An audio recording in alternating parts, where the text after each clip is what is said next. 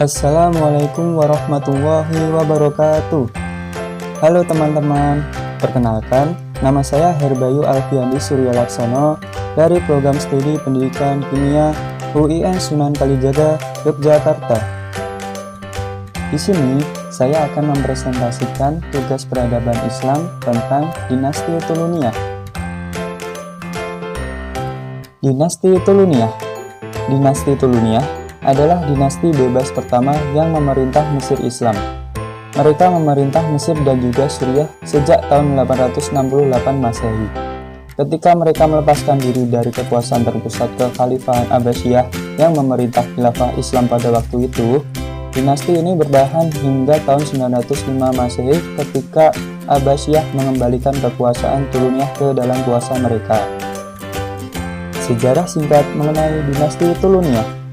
Pada awalnya, Ahmad Ibnu Tulun datang ke Mesir sebagai wakil gubernur Abbasiyah di sana, lalu menjadi gubernur yang wilayah kekuasaannya sampai ke Palestina dan Suriah.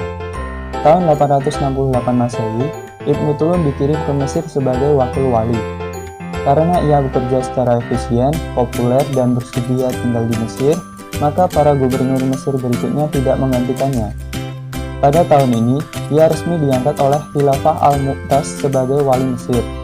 Di saat Baghdad mengalami krisis yang menyebabkan Khalifah Al-Mu'tas meninggal, Ibnu Tulun memanfaatkan situasi ini untuk melepaskan diri dari kekuasaan Baghdad. Dalam membangun negerinya, mula-mula ia menciptakan stabilitas keamanan dalam negeri. Setelah situasi relatif stabil, beralihlah perhatian kepada pembangunan bidang ekonomi. Kemudian dalam bidang keamanan, dia membangun angkatan perang dari orang-orang Turki, Negro, dan lainnya. Setelah penguatan di bidang militer, Ibnu Tulun melakukan ekspansi ke Syam. Setelah Ibnu Tulun, kepemimpinan Mesir dilanjutkan oleh keturunannya, Umarawai, Yaisi, Harun, dan terakhir Syaiban. Di bawah kepemimpinan Umarawai, dinasti Tuluniyah mencapai kejayaannya. Tetapi, pada akhir pemerintahan Umarawai, dinasti ini tampak mulai melemah karena kemewahan hidup Umarawai sendiri serta ketidakmampuannya mengendalikan administrasi dan tentara. Setelah Umarawai meninggal, kepemimpinan diteruskan oleh putranya, Yaisi yang hanya memerintah 1 tahun. Yaisi digulingkan oleh saudaranya, Harun yang kemudian memerintah selama 9 tahun.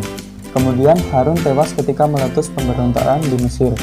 Pemerintahan berikutnya dipegang oleh pamannya, Syaiban yang hanya memerintah beberapa bulan. Pada tahun ini, juga dinasti Tuluniyah kembali direbut oleh pemerintah Abbasiyah.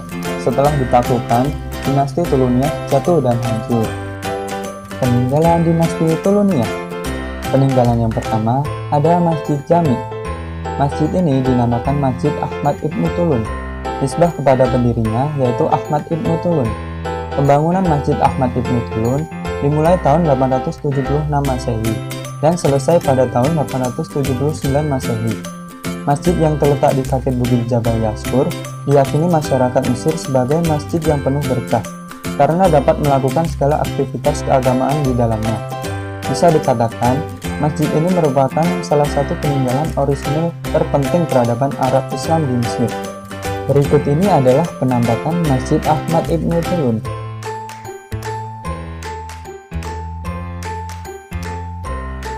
Peninggalan dinasti Tuluniyah yang kedua ada Konatir Ahmad Ibnu Tulun. Peninggalan dinasti Tuluniyah yang bersumbangsih besar bagi kehidupan masyarakat Mesir ketika itu adalah sistem saluran air. Masyarakat setempat menamakan Konatir Ahmad Ibnu Tulun.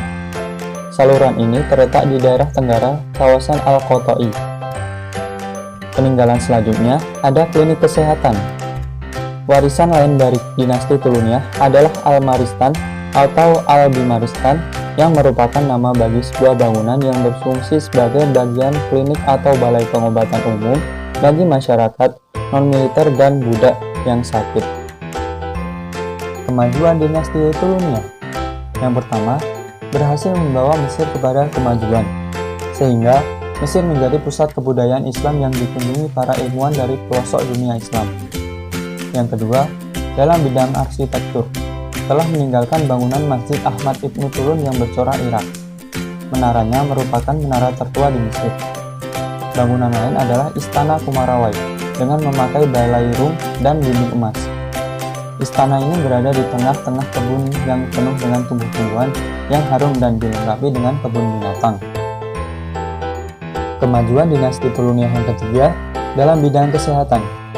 Pada masa dinasti ini telah dibangun rumah sakit yang menelan biaya 80.000 dinar. Yang keempat, dalam bidang pertanian.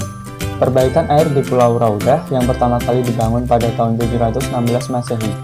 Dengan berfungsinya kembali alat ini, irigasi Mesir menjadi lancar dan pada gilirannya sangat membantu dalam meningkatkan hasil pertanian. Yang kelima, kemajuan di bidang militer, terutama pasukan perang dan angkatan laut, dengan pasukan yang berkekuatan 100.000 orang dan 100 kapal perang. Era kemunduran dinasti Tuluniyah. Kematian Kumarawai pada 895 Masehi merupakan titik awal kemunduran dinasti Tuluniyah ini. Persaingan yang hebat antara unsur-unsur pembesar dinasti telah memecah persatuan dalam dinasti. Amir yang ketiga yaitu Jais Ibnu Syakir dilawan oleh sebagian besar pasukannya dan dapat disingkirkan pada tahun 896 Masehi. Adiknya yang baru berusia 14 tahun, Harun Kumarawai, diangkat sebagai Amir yang keempat. Lalu, kelemahan yang sedemikian rupa mengantarkan dinasti ini berakhir setelah Amirnya yang kelima, yaitu Syaiban Ibnu Ahmad Ibnu Tulun, yang hanya memerintah 12 hari. Menyerah ke tangan pasukan Bani Abbas yang menyerang Mesir pada tahun 905 Masehi. Dengan demikian, berakhirlah riwayat dinasti Tuluniyah. Sekian presentasi dari saya. Bila ada salah kata atau kekurangan, saya mohon maaf. Wabillahi taufiq wal hidayah.